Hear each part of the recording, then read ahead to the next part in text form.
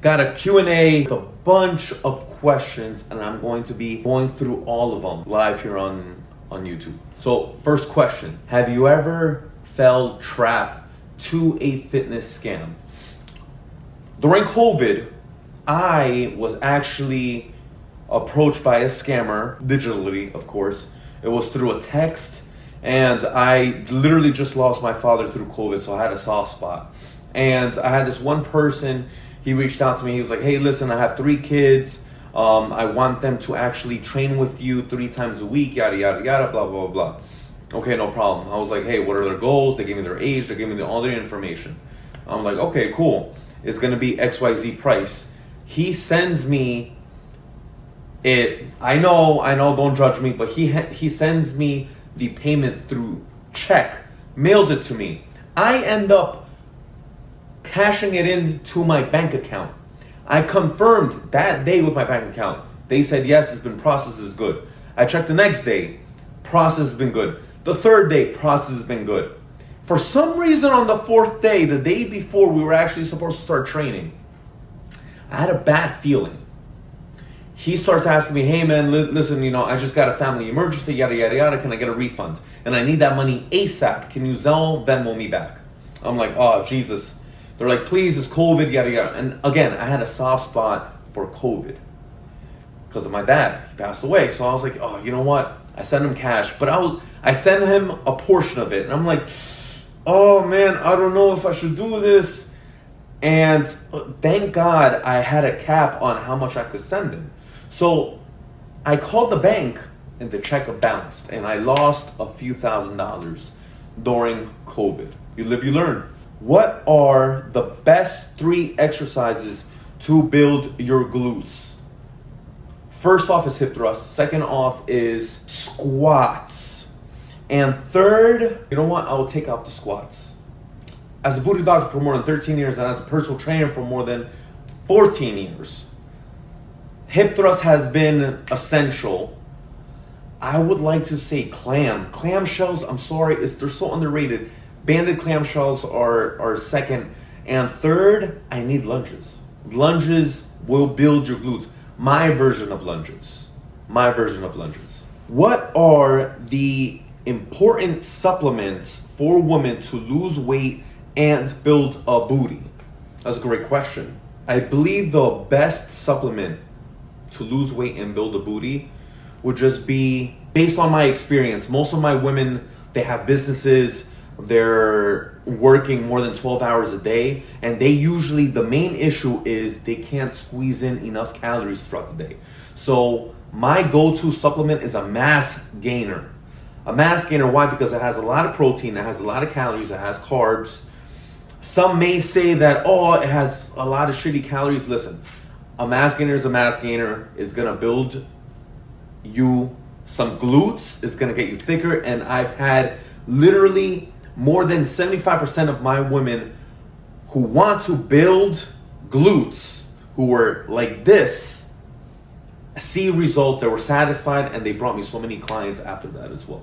How do you handle clients that refuse to listen to your advice but still want results? That's tough, because clients incline that they already bought my program, and some of them are knuckleheads. I can't disagree on that. Part of my job is to support them as much as I can, to give them all the tools in a toolbox. But at the end of the day, you can't bring a horse to the river to drink some water. They have to drink themselves. I could bring them there. I can bring them to the river, but they have to want to drink the water. So that being said, I support them the best that I can. And when they are ready, and usually 9 times out of 10, they get something that just clicks and something turns on and they end up doing it. But usually there's like an ongoing reason. And that's why I have a nutritionist, that's why I have a mindset coach, and that's why I check in with them day by day, every single day, 24/7.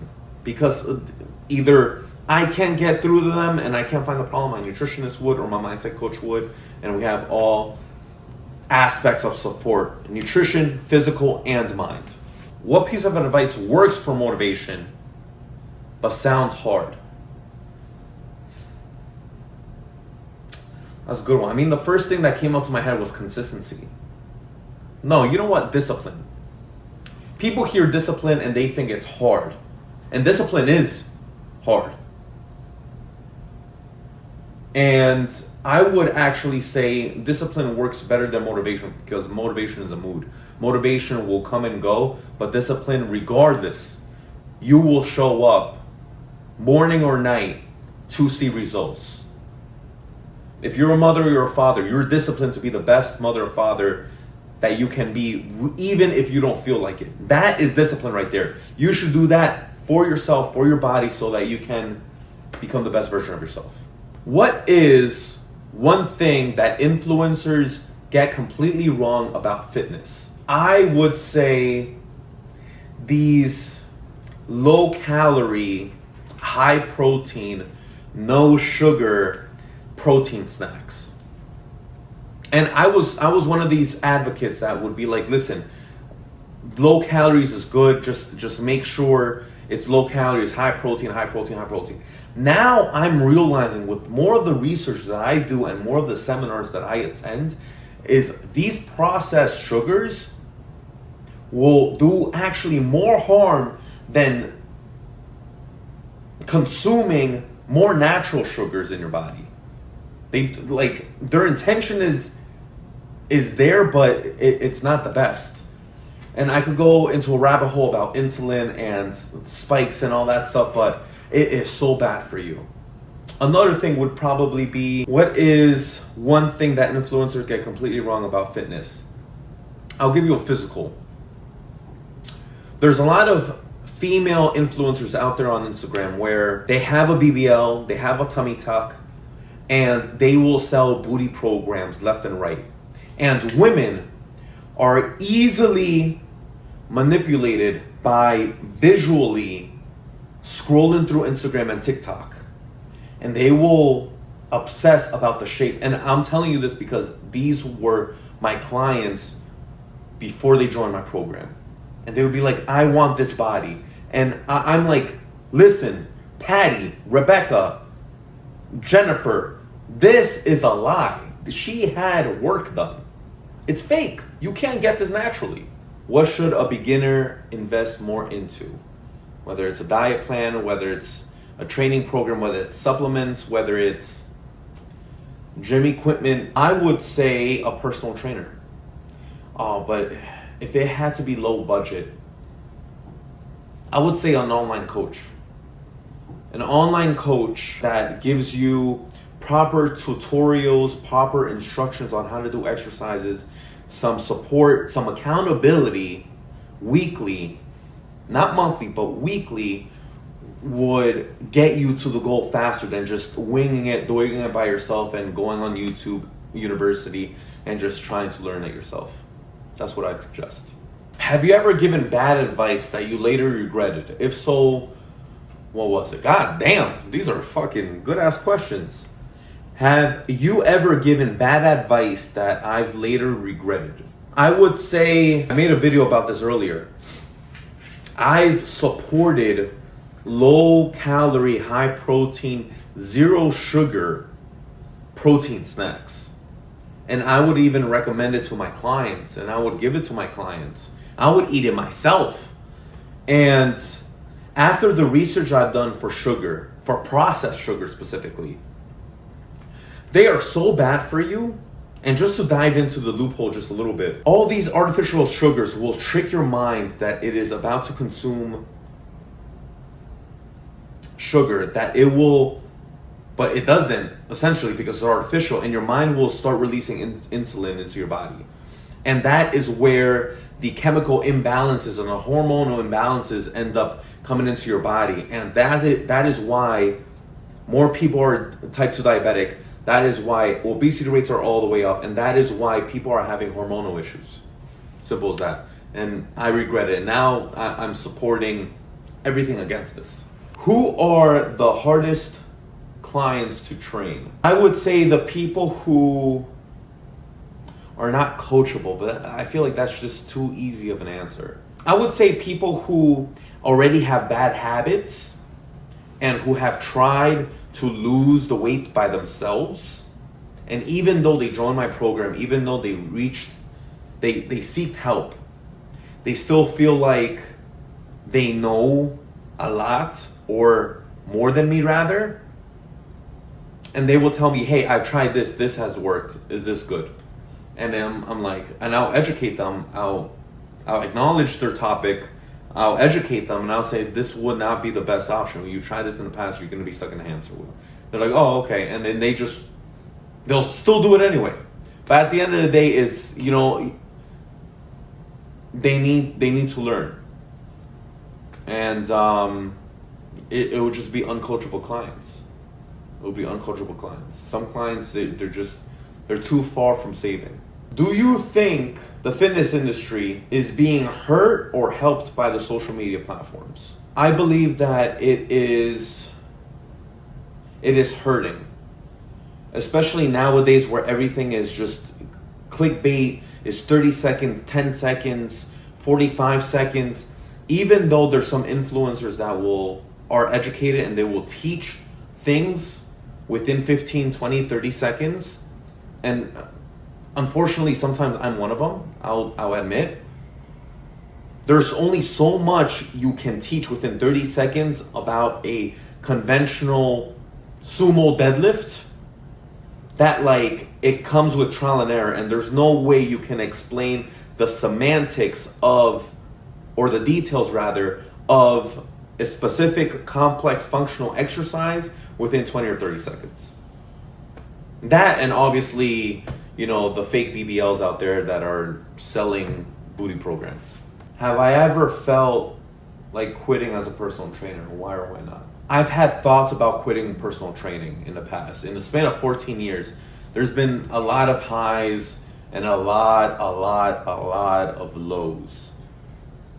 And sometimes your confidence could be tested. Sometimes your integrity could be tested. Even your knowledge could be tested, because science changes all the time. And I would argue that the times that I thought about quitting, I will honestly look at old testimonials from all the clients, the hundreds of clients of testimonials that I have, transformations that I have. And I would listen to my old clients, and that will actually give me energy to push through. What is more important, a mediocre workout or inconsistency with a perfect plan? There was no such thing as results without consistency. So you can have the perfect training program specifically made for you, for your body type, but if you're inconsistent with it, you're never going to see results. Period, blank, end of story. You need consistency with it. You can have the most basic, not even mediocre, most basic workout plan. If you're consistent with it, you're going to see results like this. If a girl was to only train 2 parts of the body, what should it be? I mean, 2 parts of all right, so analyzing the question, they're not asking for muscle groups. I would say upper body, lower body. Period, that's the end of the story. I would split that routine. I know I'm kind of manipulating the question, but 2 parts, that's the worst thing ever. Upper body, lower body, having that split even 2 times a week, ladies, you will see results. You will see results if you're consistent with upper body, lower body, upper body, lower body. That split going forward every single time. And once you start kind of feeling like it's getting easier, increase the reps, increase intensity, lower the sets, higher the weight, everything's going to be phenomenal. What is the best way to get new clients? Marketing, content creation. You got to put yourself out there. And part of marketing would be, what I specifically do with my mentorees is, first things first is update the bio, okay? No one cares about John Smith. You want to put John Smith, personal trainer, as a name. In your bio, you also want to put your niche. I help blah, blah, blah in blah, blah, blah within blah, blah, blah. DM me blah, blah, blah for more information, or apply to my coaching program. This way, people will go onto your profile. They know that you're a personal trainer based on your name. They know a call to action, an action so that they can find a solution to their problem right there and then. They will contact you. That is the best way to get results. And that's the best way to get results in if you have any lead gen issues to get new clients. What is the hardest part of keeping clients as a trainer? That's a good question. I would say, I'll give you two answers. One answer would be keeping your energy at 100% as a personal trainer, because you're not perfect. And it's funny because I've had a lot of clients always tell me, hey man, you work so hard, you're always high level, high energy, 100% every single day. And I'm so consistent with that type of energy that that one day that maybe I'm 90% because my dad died, because my dog died, because my grandmother's in a hospital. They can tell because I'm just 10 levels down out of the 100 levels. It's insane. That's one. And the hardest part, another hard part about keeping clients would be when they end up reaching results, they think that's the job done. And sometimes it's hard for clients to kind of smack out of it and be like, hey, listen, you need to learn how to maintain the results now. It's not just reaching the goal, but just maintaining the goals. Maintaining the goals and maintaining the results. And sometimes they're like, no, it's okay. I know how to maintain. I know how to work out now. And 9 times out of 10, those type of people, they will come back eventually after a year or two. But they need to learn how to maintain, how to keep those healthy habits so that they could keep their results going forward. And that comes with, consistency. You have to be consistent with communication with your trainer. You want to be consistent with your workouts with your trainer. Consistency, clients wanting to reach their goals and then thinking that that's the end point, when the end point is learning how to maintain their goals going forward so that they won't be going back and forth in this hamster wheel of hiring me and then stopping, hiring me and then stopping. And then third would be keeping high levels of energy for 14 years straight. I am human. Sometimes my energy could be low one day out of the year, but it happens. It is what it is. It's what happens when you're the best.